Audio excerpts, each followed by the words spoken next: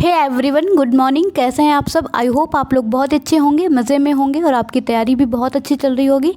तो जो हमने सीरीज स्टार्ट करी थी यूपीएससी के लिए, जो प्रीलिम्स के क्वेश्चंस पूछे जा रहे थे अभी तक 2022 से लेकर के 2013 तक हम देखने वाले हैं। जो कि हमने 2022 का एग्ज़ाम जो हुआ था, जो पेपर हुआ था, उसको हम देख रहे थे। लगभग हमने 80 क्वेश्चंस कंप्लीट कर लिए थे और आज भी हम 10 क्वेश्चंस लेने वाले हैं। तो जो हमारा पहला क्वेश्चन है 81 नंबर का, निम्नलिखित कथनों पर विचार कीजिए। इसमें 2 कथन दिए गए हैं, उनमें सही छांटना है कि कौन सा सही है।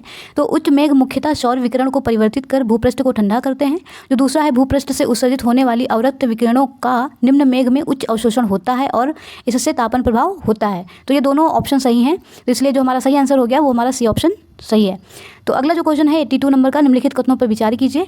पहला जो ऑप्शन है वो है उत्तर पश्चिमी केन्या में बीडी एक वृहद शरणार्थी बस्ती है।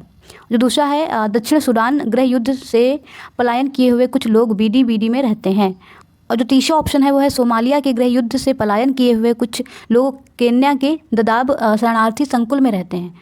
तो जो इसका सही आंसर हो गया वो हमारा 2 और 3 है, मतलब कि जो हमारा सी आंसर इसमें सही हो गया। तो इसलिए उत्तर पश्चिमी केन्या में बीडी एक बृहद शरणार्थी बस्ती है, तो ये गलत है। तो देख लेते हैं अगला क्वेश्चन जो 83 नंबर का है, निम्नलिखित देशों पर विचार कीजिए। तो ये कुछ देश दिए गए हैं और इनको बताना है कि कौन से तुर्की राज्यों के संगठन के सदस्य हैं। तो देख लेते हैं Armenia, Azerbaijan, Croatia, Romania, Uzbekistan. जो तुर्की राज्यों के जो संगठन के सदस्य हैं वो हैं अजरबैजान और उज्बेकिस्तान। तो इसमें जो सही आंसर हो गया वो हमारा सी आंसर सही हो गया। तो जो अगला क्वेश्चन है वो 84 नंबर का है, निम्नलिखित कथनों पर विचार कीजिए। गुजरात में भारत का विशालतम सौर पार्क है। ये एकदम गलत है, ऐसा कुछ नहीं है, गुजरात में नहीं है। और दूसरा है केरल में पूर्णता और शक्तिकृत अंतर्राष्ट्रीय हवाई अड्डा है, बिल्कुल ये सही है। तीसरा है वो है गोवा में भारत की विशालतम तैरती हुई सौर प्रकाश वोल्टी परियोजना है, तो ये गलत है, ये यहाँ पर नहीं है। तो इसमें जो सही आंसर हो गया वो हमारा बी ऑप्शन सही होगा, केवल 2।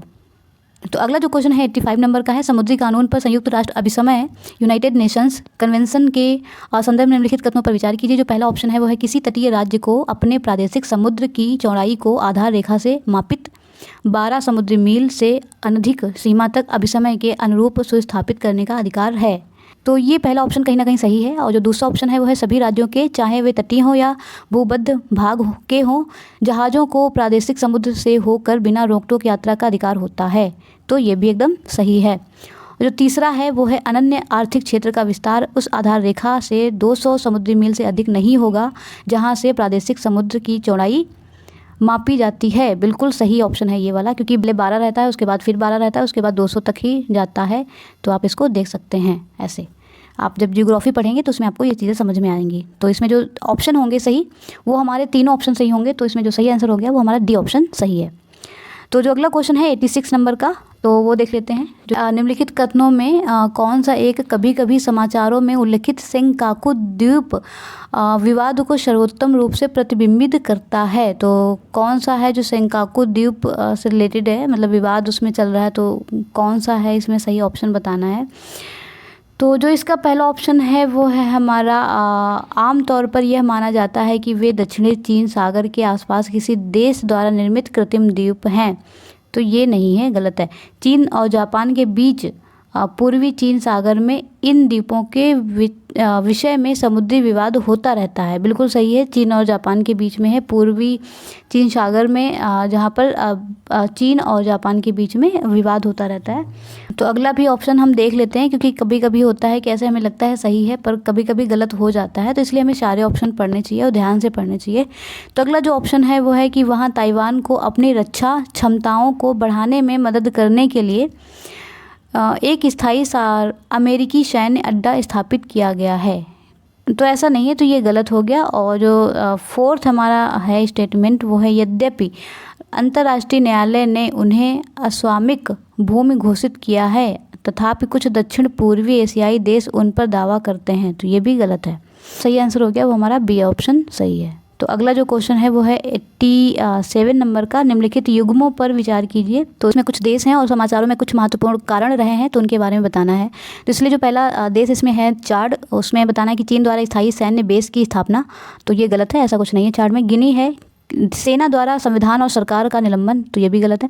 लेबनान गंभीर और लंबे समय की आर्थिक मंदी, तो ये सही है कहीं ना कहीं। ट्यूनीशिया भी देख लेते हैं, इसमें क्या हुआ था, राष्ट्रपति द्वारा संसद का निलंबन, तो ये भी गलत है। तो इसलिए जो सही आंसर हो गया वो हमारा केवल 3 है। तो इसमें जो ऑप्शन होगा सही वो हमारा केवल 3, मतलब सी ऑप्शन सही है। तो अगला जो क्वेश्चन है 88 नंबर का, निम्नलिखित युग्मों पर विचार कीजिए। इसमें भी कुछ ऐसे देश रहे हैं और उसमें कुछ अक्सर समाचारों में उल्लेखित क्षेत्र जो हैं उनके बारे में बताना है। क्या है अनातोलिया, ये तुर्की का क्षेत्र है या नहीं है, तो ये गलत है। अम्हारा ये इथोपिया, तो ये भी गलत है। काबो लेडगादो स्पेन, ये सही है। और कातालोनिया इटली, ये भी गलत है। तो इसलिए जो सही ऑप्शन हो गया केवल सी, मतलब केवल 3 ऑप्शन सही है। तो अगला जो क्वेश्चन है वो 89 नंबर का है, वन्यजीव संरक्षण के बारे में भारतीय विधियों के संदर्भ में निम्नलिखित कथनों पर विचार कीजिए। इसमें सही बताना है। जो पहला ऑप्शन है वो है वन्यजीव एकमात्र सरकार की संपत्ति है, तो ये सही है। अगला जो है जब किसी वन्यजीव को संरक्षित घोषित किया जाता है तो यह जीव चाहे संरक्षित क्षेत्र में हो या उसके बाहर समान संरक्षण का हकदार है, ये भी एकदम सही है। और जो तो अगला ऑप्शन है कि किसी संरक्षित वन्यजीव के मानव जीवन के लिए खतरा बन जाने की आशंका उस जीव को पकड़ने या मार दिए जाने का पर्याप्त आधार है, तो ऐसा गलत है, ये गलत है, मतलब ऐसा कुछ नहीं होता। इसलिए जो सही ऑप्शन होगा वो हमारा 1 और 2 होगा।